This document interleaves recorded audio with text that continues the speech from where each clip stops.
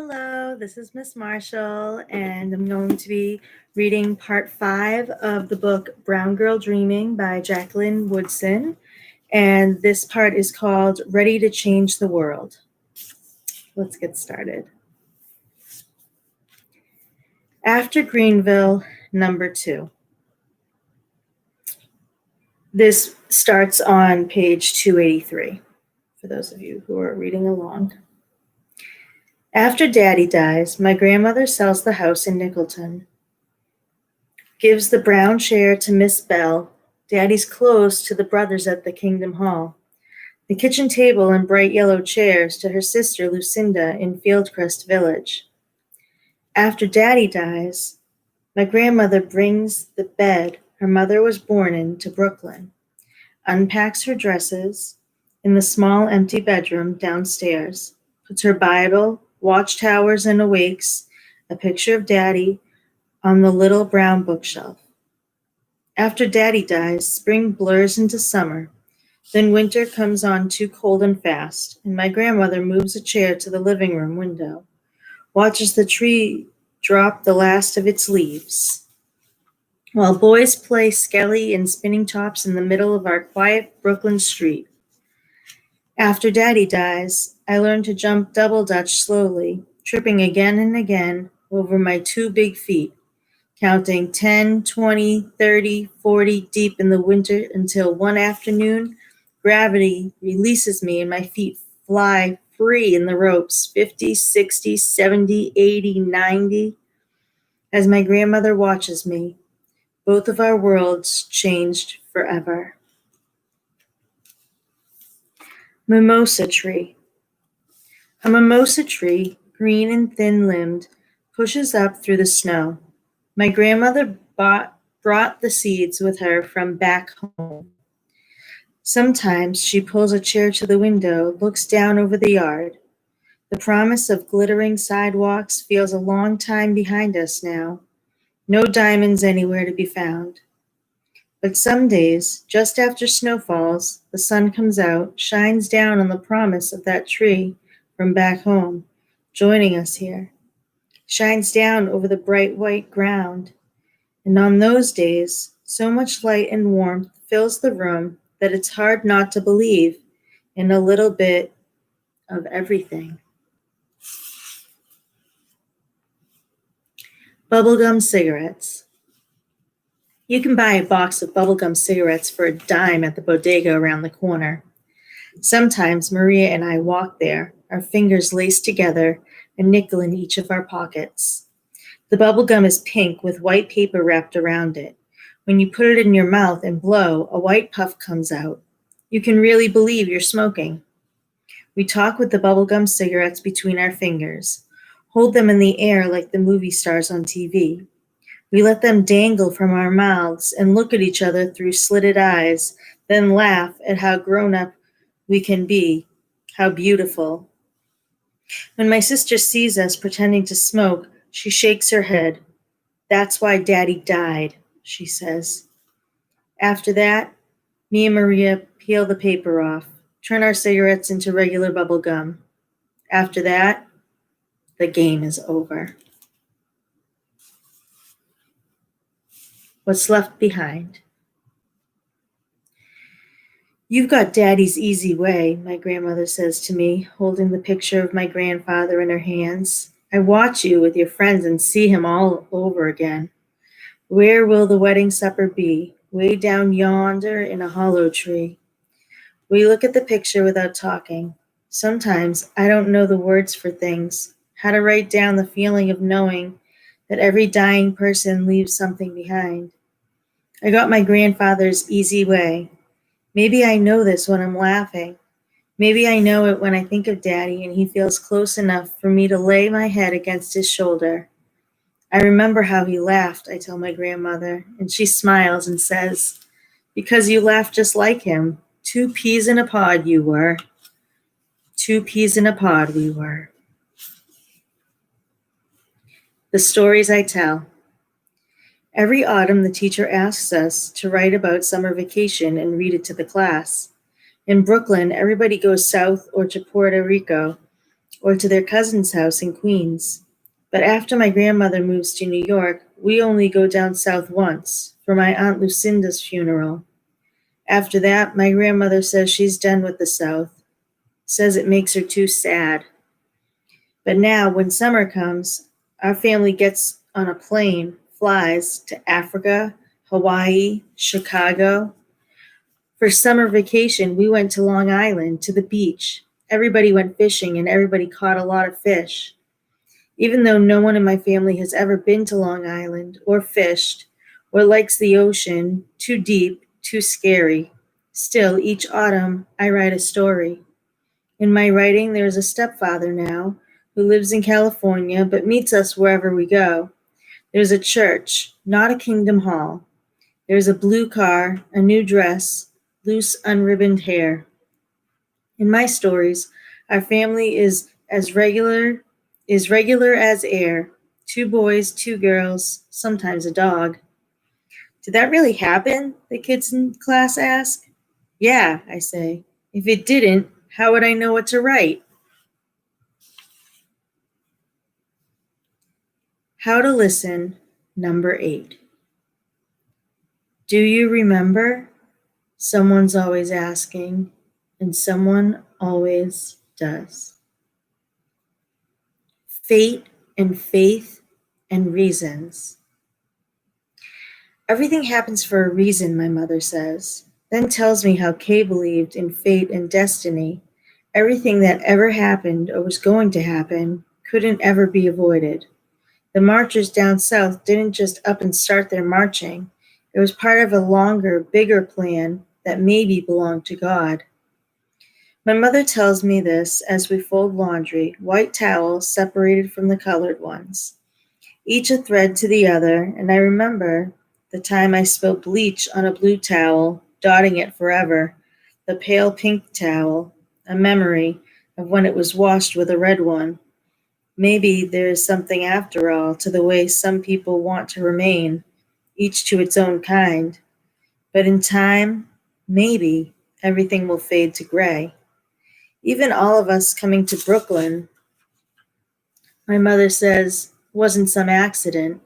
And I can't help thinking of the birds here, how they disappear in the wintertime, heading south for food and warmth and shelter, heading south to stay alive, passing us on the way. No accidents, my mother says, just fate and faith and reasons. When I ask my mother what she believes in, she stops mid-fold and looks out of the back window. Autumn is full on here, and the sky is bright blue. I guess I believe in right now, she says, and the resurrection, and Brooklyn, and the 4 of you. What if? Maria's mother never left Bayamon, Puerto Rico, and my mother never left Greenville. What if no one had ever walked the grassy fields that are now Madison Street and said, let's put some houses here? What if the people in Maria's building didn't sell 1279 Madison Street to Maria's parents, and our landlord told my mom that he couldn't rent 1283 to someone who already had 4 children? What if the park with the swings wasn't right across Knickerbocker Avenue?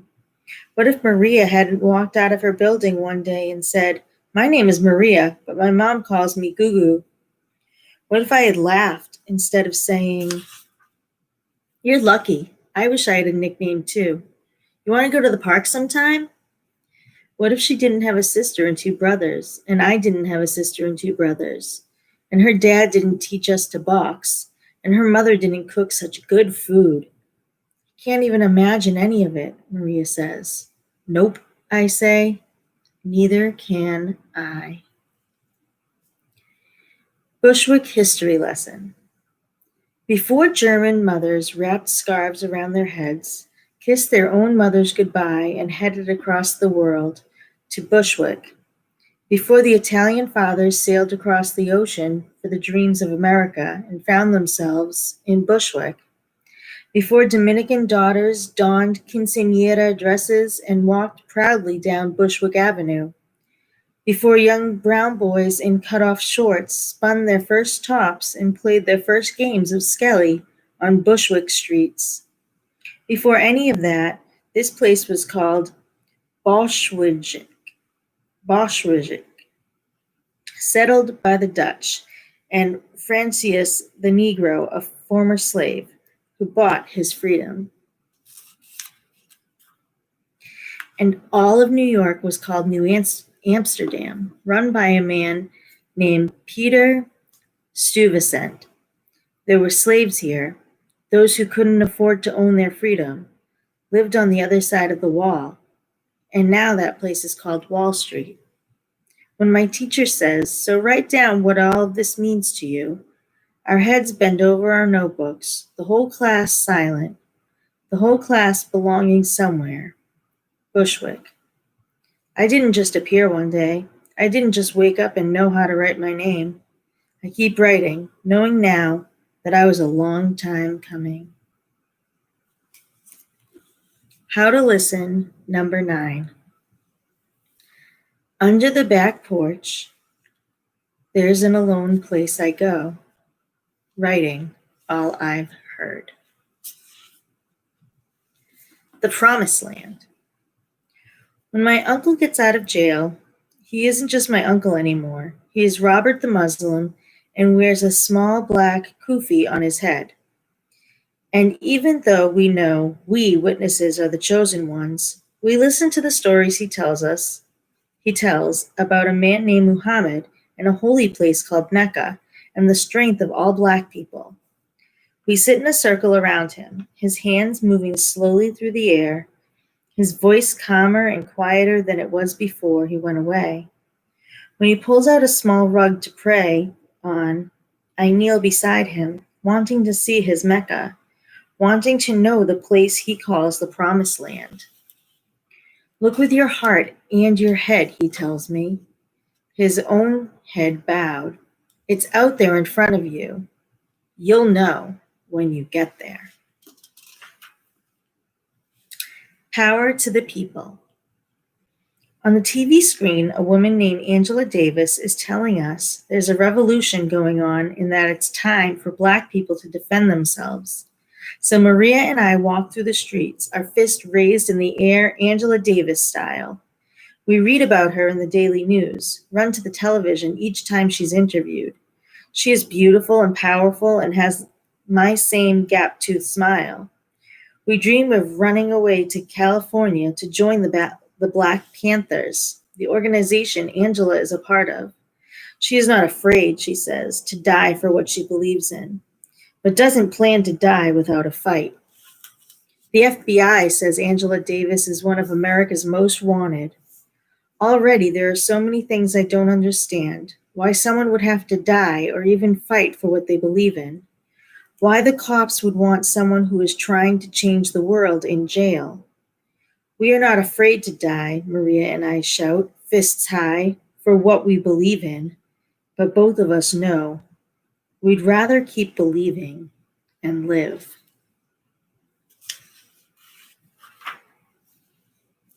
Say it loud. My mother tells us the Black Panthers are doing all kinds of stuff to make the world a better place for Black children. In Oakland, they started a free breakfast program so that poor kids can have a meal before starting their school day. Pancakes, toast, eggs, fruit. We watch the kids eat happily, sing songs about how proud they are to be Black. We sing the song along with them, stand on the bases of lampposts and scream, "Say it loud! I'm Black and I'm proud!" until my mother hollers from the window, "Get down before you break your neck!"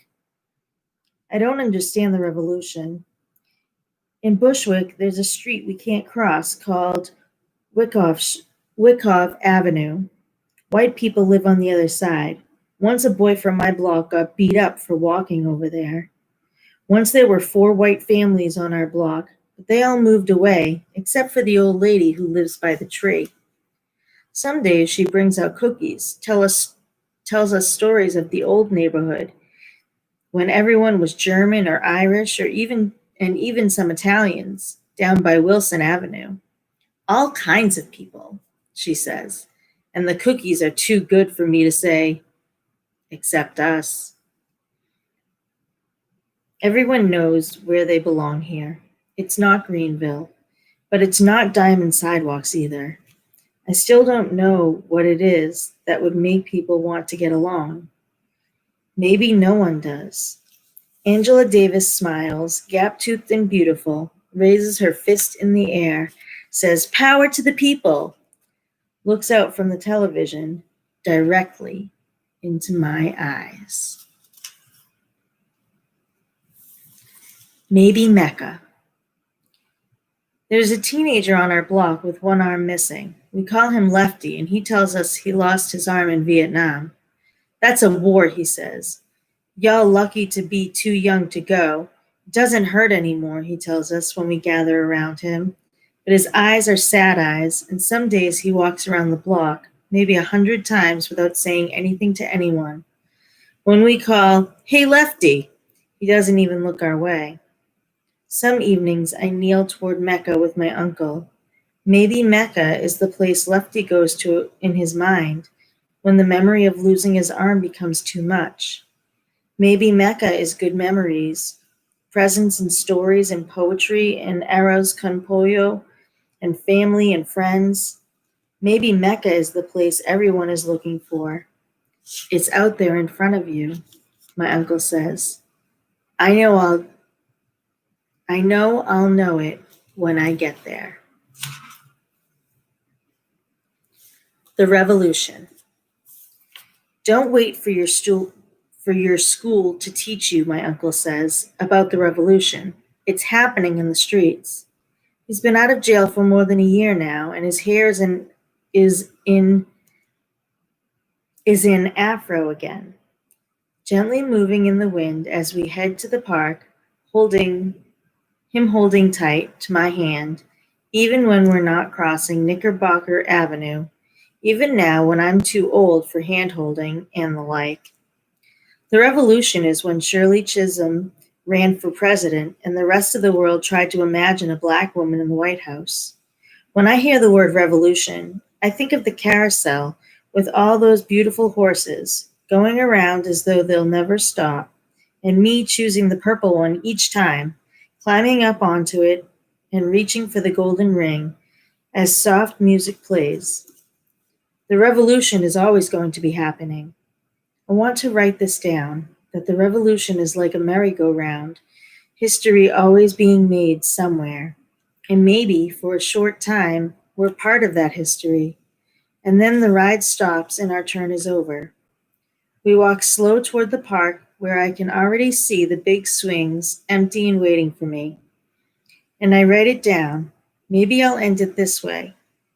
My name is Jacqueline Woodson, and I am ready for the ride. How to listen, number 10.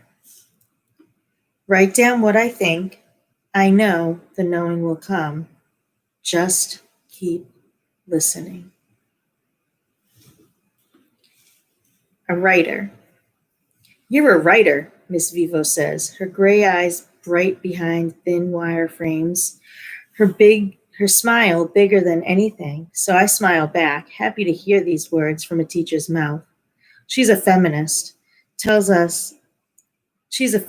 she tells us, and 35th grade hands bend into desks where our dictionaries wait to open yet another world to us. Ms. Vivo pauses, watches our fingers fly. Webster's has our answers. Equal rights, a boy named Andrew yells out. For women. My hands freeze on the thin white pages. Like blacks, Ms. Vivo, too, is part of a revolution. But right now, that revolution is so far away from me. This moment, this here, this right now, is my teacher saying, "You're a writer," as she holds the poem I am just beginning, the first 4 lines stolen from my sister. Black brothers, black sisters, all of them were great. No fear, no fright, but a willingness to fight. You can have them, Dell said when she saw. I don't want to be a poet. and then my own pencil moving late into the evening. In big, fine houses lived the whites. In little old shacks lived the blacks. But the blacks were smart. In fear they took no part. One of them was Martin, with a heart of gold. "You're a writer," Miss Vivo says, holding my poem out to me. And standing in front of the class, taking my poem from her, my voice shakes as I recite the first line. Black brothers, black sisters, all of them were great. But my voice goes stronger with each word because more than anything else in the world, I want to believe her. Every wish, one dream. Every dandelion blown, each starlight star bright, the first star I see tonight. My wish is always the same. Every fallen eyelash and first firefly of summer, the dream remains. What did you wish for? To be a writer. Every heads up penny found in daydream and night dream, and even when people say it's a pipe dream, I want to be a writer. Every sunrise and sunset and song against a cold window pane, passing the mountains, passing the sea, every story read, every poem remembered. I loved my friend, and when I see birches bend to left and right, and nay, answered the child, but these are the wounds of love. Every memory, Froggy went to courtin' and he did ride, brings me closer and closer to the dream. The earth from far away. Every Saturday morning, we run downstairs to the television. Just as the theme song from The Big Blue Marble begins, the four of us sing along. The earth's a big blue marble when you see it from out there. Then the camera is zooming in on that marble, the blue becoming water, then land, then children in Africa and Texas and China and Spain and sometimes New York City. The world's close enough to touch now, and children from all over right in our living room, telling us their stories. The sun and moon declare our beauty's very rare. The world, my world, like words. Once there was only the letter J, and my sister's hand wrapped around mine, guiding me, promising me infinity. This big blue marble of world and words and people and places inside my head, and somewhere out there too, all of it mine now if I just listen and write it down. What I believe. I believe in God and evolution. I believe in the Bible and the Quran. I believe in Christmas and the New World. I believe that there is good in each of us, no matter who we are or what we believe in. I believe in the words of my grandfather. I believe in the city and the South, the past and the present. I believe in Black people and white people coming together. I believe in nonviolence and power to the people.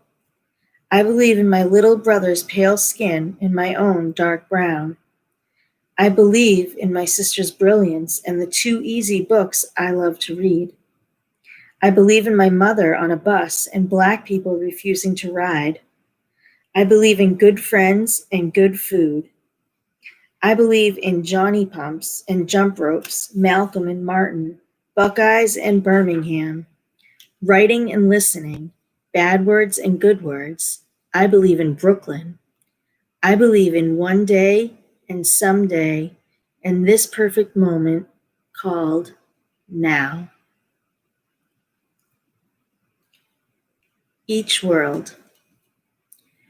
When there are many worlds, you can choose the one you walk into each day.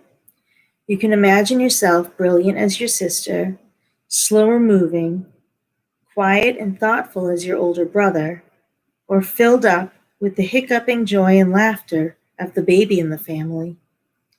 You can imagine yourself a mother now, climbing onto a bus at nightfall, turning to wave goodbye to your children, watching the world of South Carolina disappear behind you.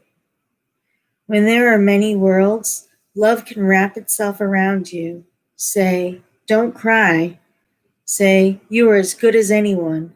Say, keep remembering me. And you know, even as the world explodes around you, that you are loved.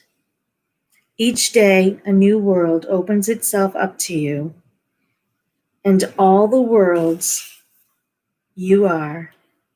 Ohio and Greenville, Woodson and Irby, Gunner's Child and Jack's Daughter, Jehovah's Witness and Non-Believer, Listener and Writer, Jackie and Jacqueline, gather into one world called you, where you decide what each world and each story and each ending will finally be. So that is the end of Brown Girl Dreaming by Jacqueline Woodson.